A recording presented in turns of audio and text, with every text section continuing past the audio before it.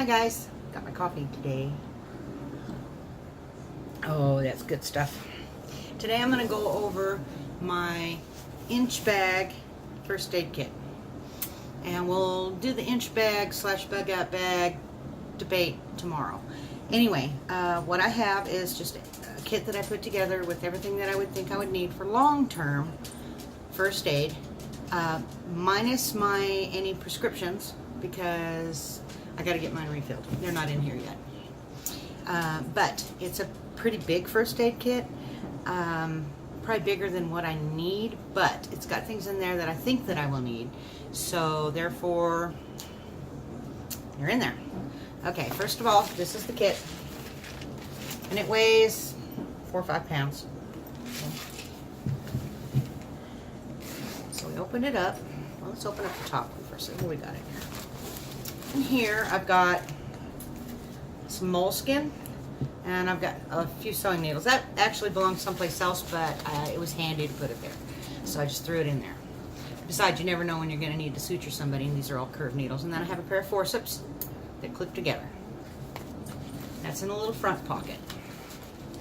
It's not a very big pocket. It's very small. Very small. Okay, and then we open up the main pouch. And I have my boo-boo kit right here. I know, it's a makeup bag. Girls got stuff like that, so it works, right? And I won't lose it. It's bright enough where I'll never lose it. So here we go with the boo-boo kit. Now the boo-boo kit's got things in it, you know, little stuff like I got some anti-diarrheal, and I've got some Dayquil, and Band-Aids, and a thermometer, and you know, just a few little things like that. I got some dental relief gel in case the person gets a toothache. Of course, shtf, not much you can do with that. I've got a little tiny knife, and then I've got like a thing to put on bug bites. See, it's pretty full, but not overstuffed. Okay, and then I've got some butterfly closures. But that goes in the little boo-boo bag. This is the one that would be used the most, because it's got stuff in there that you're going to run across when you're bugging out or inch bagging out or whatever you want to call it. It's got the stuff in here that you're going to need to use the most. Now, in the other part of the bag, I've got some hydrocortisone cream. I've got some antibiotic cream. I've got some cough drops. It's a whole bag. I have 1 or 2 out of it, but that's it. It's a bag of cough drops. I've got, in here, I've got lidocaine patches. Because face it, if you're bugging out, you're doing strenuous stuff, you're going to ache and hurt. So I've got lidocaine patches. And then I've got some of these that my son had brought home. It's Tegaderm film. It's basically a clear dressing that goes over an injury and seals up all the way around it. I've got that. That's right here. And it doesn't take up much room. It's very thin. Okay, I've got a snake bite kit. Now this isn't your average little snake bite kit. This is actually a venom extractor kit. Okay, it's got some alcohol wipes in it. It's got different size tips for the different size bites, and it's got a very strong suctioning device to where you can pull the poison back out. Let's say if you got, bit by a snake, you don't really want to slice yourself all to pieces. Not that I would be able to do that anyway, because I'm very squeamish when it comes to self-injury. But got it where you can shave the hair off if you need to. If you got bit in a hairy spot, if a guy got bit in the chest or something and he had a lot of hair, you got to get rid of that before you can suck it out, right? And then the extractor. This is a pretty cool thing. Okay. I've got these little temperature strips that you put on your forehead if you don't want to. Let's say you run across somebody and you're not sure if they say they don't feel real good, and you're not sure if they're sick, and you don't want to put your stuff in their mouth. You don't want to put your thermometer in their mouth. These are what these are for. These are just little temperature strips. Okay, I've got all of this gauze right here. Now this is all sterile gauze. The only reason it's not sterile is because I touched it to take it out of the little plastic box it came in to shove it in here. because they took up a lot of room and I didn't have a lot of room in the kit. So I just took a couple of those and put them in here, squished out, thought I squished out all the air, and get all the air out of there, and sealed them up in a brand spanking new Ziploc bag. And they're right here. I've got 2 small rolls of gauze. I've got some tape, paper tape. I've got a little, it's more of a plastic type tape. A couple of rolls of antacid. Now, in the rest of this, oh, and I got an ace bandage. Now, in here, I've got 2 bottles of potassium iodate, because in the event of a nuclear exchange, I want to be taking potassium iodate so that it fills up all my thyroid, I think is what it is, with the with the good iodine and stuff, so that it doesn't get in there and cause me thyroid cancer, I guess. Don't quote me on this. It's been 20 years since I looked into this. So, but anyway, I've got a couple of bottles of that. Okay, I got 1 bottle of Benadryl. Just this is the cheap. This is $7 at the Dollar General. Okay, and it's got 365 tablets. So I could take 1 a day if I had to for a year, and I'd have plenty of these. Now people are going to say this is overkill. Well, no, not really, because I can't sleep, and I usually take 2 of these when I go to sleep so that I can sleep a little better, so I can fall asleep. Because if I get 7 hours, I'm lucky. If I usually end up between 5 and 6 hours, these will give me a good 4-hour sleep, and then I start waking up. But that's what that's for. That and allergies. I am allergic to wasps. So, put that in there. Now, I've got 800 milligram ibuprofen. Okay, got a whole bottle of that. I've also got Tylenol. This is the 500 milligram Tylenol. I just used an old pill bottle and put them in there. So, it's Tylenol. And then I've got a huge bottle of coated aspirin. Now, the aspirin is for heart problems. This is not baby aspirin, it's regular aspirin. But, hey, it's what I have, right? You use what you have. You don't go out and buy hundreds and hundreds of dollars of stuff you don't have, money you don't have. So you use what you have. That's what I have, so that's what I'm using. Put that back in there. And that's all I have in that kit. I couldn't fit the tourniquet in there. Now, everybody says, oh, you got to have a tourniquet. Well, that's fine and dandy if you got someplace you can go to get fixed, but you get shot and you're squirting blood out and you put a tourniquet on, that's great. Now, who's going to fix your leg or your arm? Who's going to stop that squirting blood? Because, I mean, you could leave the tourniquet on forever, I guess your leg would rot off. But if you're by yourself or in an area where in a situation where you have no way to get medical aid, a tourniquet's not going to do you much good. It's really not. It's just not. Because unless you know how to fix yourself and can do surgery on yourself to repair that artery, you know. Now, something might be, the reason I actually have one, and it's in the other pack, is because just in case it's not an artery. What if it's just bleeding pretty bad? I can put the tourniquet on it to stop it long enough to get a good heavy pressure dressing on there and give the blood a chance to clot in the cut or what have you. That would be the good thing for the tourniquet. But you know, if you're looking to get a tourniquet because you think you might bleed to death, unless you're a surgeon, you're gonna bleed to death if you get hurt that bad. You might as well just let it bleed out and go, because putting it off at that point won't do you any good. It will do you no good whatsoever. All it'll do is make you worry about it longer. Okay. Put all those in the bottom. You have to put this back in there just right or it doesn't fit. So, and by God, we want it to fit, don't we? Easy. That, nice and flat. There. This in the front. Because I think the snake bite kit is going to be one of the most important parts of the kit.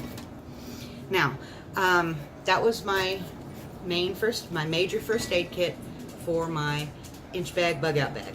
Okay. This may or may not stay in there. I may put this in a more accessible location because this is just a boo-boo bag. You know, this is you put a Band-Aid on a scrape.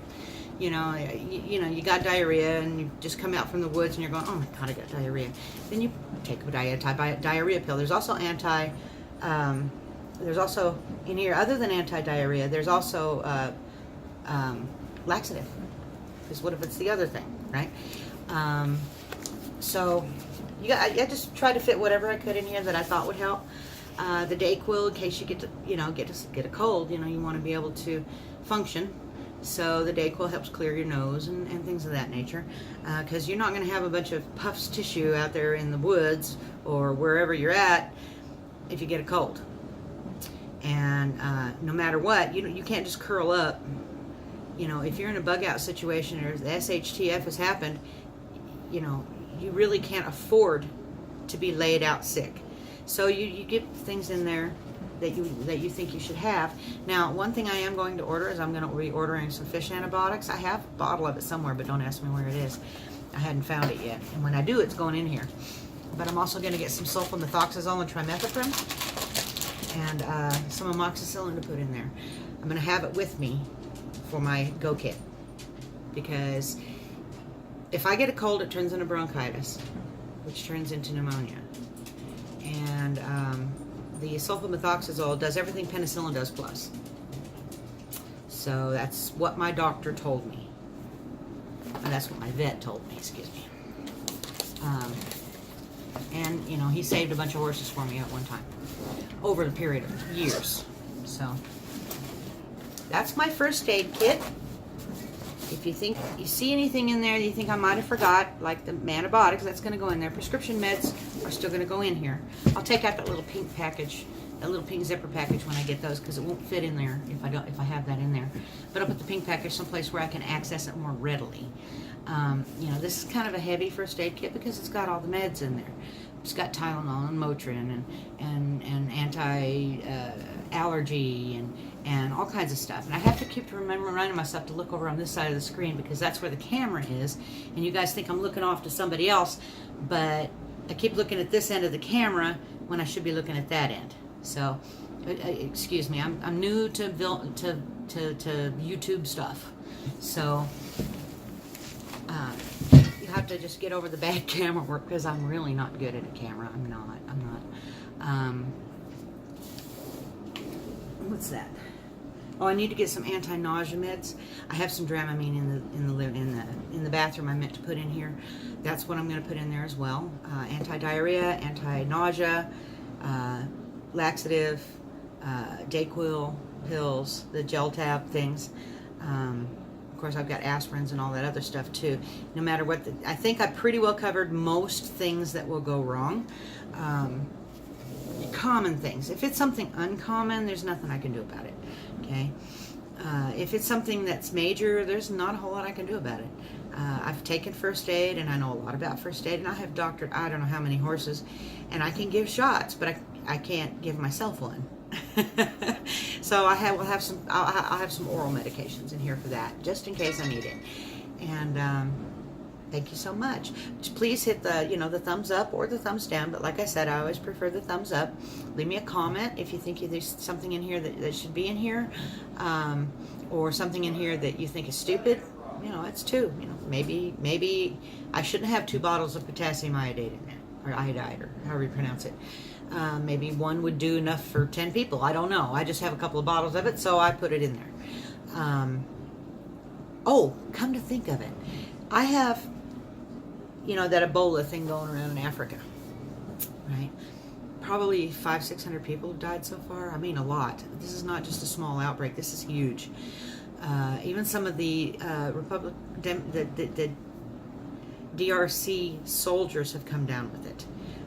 They've isolated one whole platoon or unit or company or whatever it is, because 1 or 2 of those guys had come down with it, and I think they passed away, but I'm not sure. Anyway, I have some Chinese medicine that because you can't get hold of Tamiflu.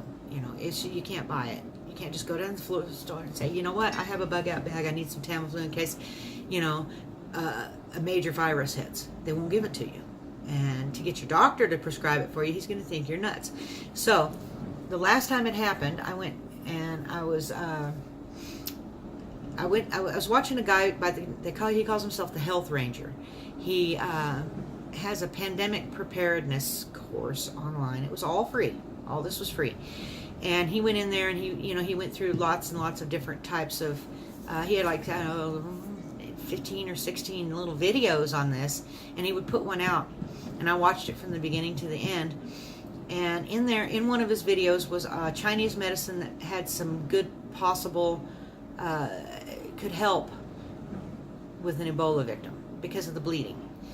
And so I had bought a bunch of that, and I've got some bottles of that in my room that I just found today that I haven't put in this kit. I'm gonna put one bottle in there. There's about the size of that pill bottle, so it should fit once I take out the little pink pouch. I'm going to put 1 or 2 bottles in there, and that thing's only designed as if you know you've got it and you're showing symptoms and you're starting to bleed, you start taking that, because it's supposed to help keep you from bleeding out, which is the main cause of death with Ebola, from what I understand, is bleeding out, because you just start bleeding everywhere, eyes and ears, skin, arteries, muscles inside. You just kind of liquefy because everything bleeding everywhere else, and it's a really horrible way to die. And so I figure, if something does like that happen, well, then I should probably have something on hand, because there's going to be no way for me to get to a doctor if the shtf and I'm bugging out, and I've discovered that I'm sick, and all of a sudden blood starts coming out my pores, and I've been sick. Then I'm going to know for a fact I've got Ebola. Okay, at that point, I'm going to go hunker down, and I'm going to take this medicine and hope it fixes me. If it doesn't fix me, then I'll die. But if it does, then, hey, it was worth every penny, right? So that's what I'm going to do with that. I'm going to put that in here. I just thought about that right now.